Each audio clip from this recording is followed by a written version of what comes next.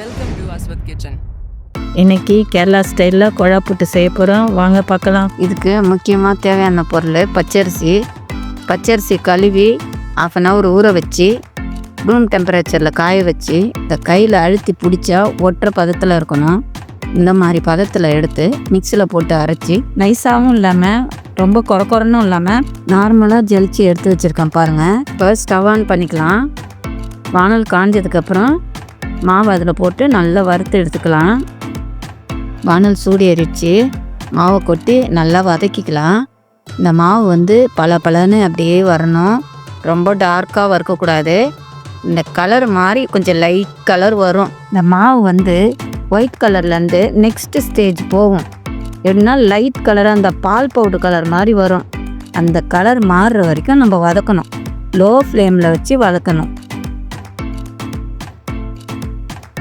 நான் முதல்ல சொன்ன மாதிரி மாவு பலன்னு வந்துருச்சு பாருங்கள், கலரும் மாறிடுச்சு. நல்லா பாருங்கள், இந்த கலரு உங்களுக்கு தெரியுதா என்னன்னு தெரியல. இந்த ஈரப்பதம் போகிற வரைக்கும் வதக்குனாலே அந்த கலர் தன்னால் வந்துடும். இப்போ மாவை ட்ரான்ஸ்ஃபர் பண்ணிக்கலாம் பாத்திரத்தில். இது 1/2 kg மாவு. நான் இதில் பாதி தான் எடுத்து செய்ய போகிறேன். இது 2 பேருக்கு போதுமான அளவாக இருக்கும். மாவு உங்கள் தேவைக்கு ஏற்ற மாதிரி கூட்டிக்கிறதா இருந்தாலும் கூட்டிக்கோங்க, குறைச்சிக்கிறதா இருந்தாலும் குறைச்சிக்கோங்க. மாவை கொஞ்சம் கூட சூடு இல்லாமல் நல்லா ஆற வச்சு எடுத்துக்கணும். குட்டி ஸ்பூனில் 1 ஸ்பூன் சால்ட்டு போடுறேன். கொஞ்சமாக தண்ணி ஊற்றி நல்லா பிசையணும். ஒரே முட்டை தண்ணி ஊற்றக்கூடாது. நான் பாருங்கள் கொஞ்சமாக ஊற்றி பிசைகிறேன். நான் எந்த அளவுக்கு தண்ணி தெளிச்சிருக்கேன்னு ஸ்கிப் பண்ணாமல் பாருங்கள்.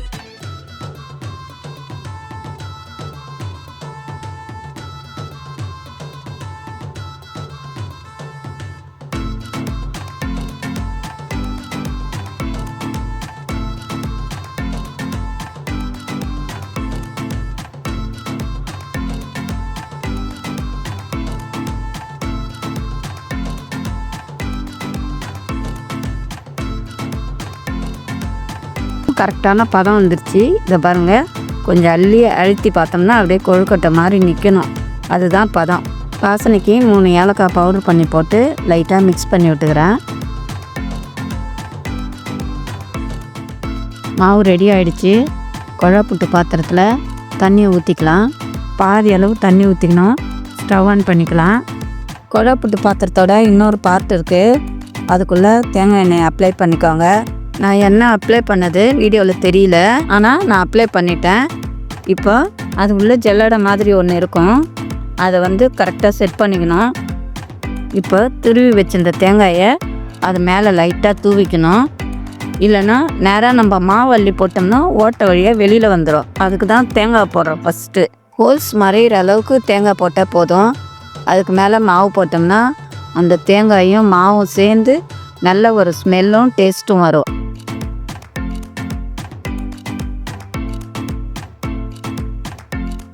இப்போ பாதி அளவுக்கு தான் மாவு போட போகிறேன் பாருங்கள். இப்போ திரும்பவும் திருவண்ண தேங்காயை கொஞ்சம் போடணும்.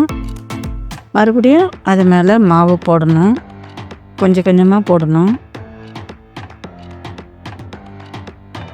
ஃபைனலாக திருவண்ண தேங்காயை கொஞ்சம் மேலே தூவி அப்படியே மூடி வச்சிடணும். முக்கியமான விஷயம், இந்த மாவை போடும்போது அழுத்தி விடுறது, குலுக்கி விடுறது அது மாதிரிலாம் பண்ணக்கூடாது.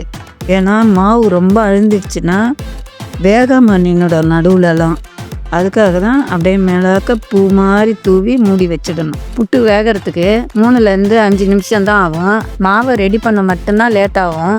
மாவை ரெடி பண்ணிட்டோம்னா சீக்கிரம் ரெடி ஆகிடும் புட்டு. சப்போஸ் உங்ககிட்ட குழா புட்டு பாத்திரம் இல்லைன்னா எல்லார் வீட்லேயுமே கிளாஸ் இருக்கும். இதே மாதிரி கிளாஸில் போட்டு இட்லி பாத்திரத்தில் வச்சு அவிச்சிக்கலாம். இன்னும் ஒன்று, இதை விட 5 நிமிஷம் எக்ஸ்ட்ரா ஆகும் இட்லி பாத்திரத்தில் வைக்கிறதுனால. புதுசாக சமைக்கிறவங்க இட்லி பாத்திரத்தில் வைக்க சொன்னாங்கன்னு மாவை கிளாஸில் கொட்டி நேராக தண்ணியில் இறக்கிடாதீங்க. இட்லி பாத்திரத்தில் நம்ம எப்பவும் தண்ணி வைக்கிற மாதிரி வச்சு அடித்தட்டை வச்சு நம்ம புட்டு மாவு போட்டு வச்சுருக்கிற கிளாஸை அதுக்கு மேலே வச்சு மூடி போட்டு மூடணும். நம்மக்கிட்ட குழா புட்டு பாத்திரம் இல்லை, எப்படி செய்கிறது அப்படின்னு நினைக்காதீங்க. நம்ம செய்யணும்னு முடிவு பண்ணிவிட்டு எப்படி வேணாலும் செஞ்சுக்கலாம். ஆனால் மாவோட பதம் மட்டும் இது மாதிரி ரெடி பண்ணிக்கோங்க. ஏன்னா இதுதான் கேரளா ஸ்டைலு. எங்கள் வீட்டு பக்கத்தில் ஒரு சேச்சி இருந்தாங்க, அவங்க தான் இது எனக்கு சொல்லி கொடுத்தாங்க. நான் சின்ன பிள்ளையாக இருக்கும்போது அதை நான் இன்னமும் ஞாபகம் வச்சுக்கிட்டு அடிக்கடி செஞ்சு சாப்பிட்டுட்ருக்குறோம் நாங்கள். புட்டு வந்துருச்சு. செம்மையாக வாசனையும் வந்துருச்சு. இதை வந்து மெதுவாக பிளேட்டில் ட்ரான்ஸ்ஃபர் பண்ணிக்கிறோம். பாருங்க எவ்வளோ அழகாக வந்திருக்கு. நீங்கள் டக்குன்னு தள்ளி உடைச்சிடாதீங்க. இதுக்கு சர்க்கரை இல்லை நாட்டு சர்க்கரை வச்சு சாப்பிட்டா ரொம்ப டேஸ்ட்டாக இருக்கும். நெக்ஸ்ட்டு இந்த மாதிரி ஒரு இன்ட்ரெஸ்டிங்கான வீடியோவில் பார்க்கலாம். பாய்.